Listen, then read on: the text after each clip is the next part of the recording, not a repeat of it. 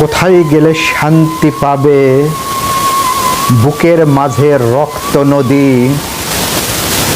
কোন আড়ালে মুখ লুকোবে সারাটা দেশ শহীদ বেদী?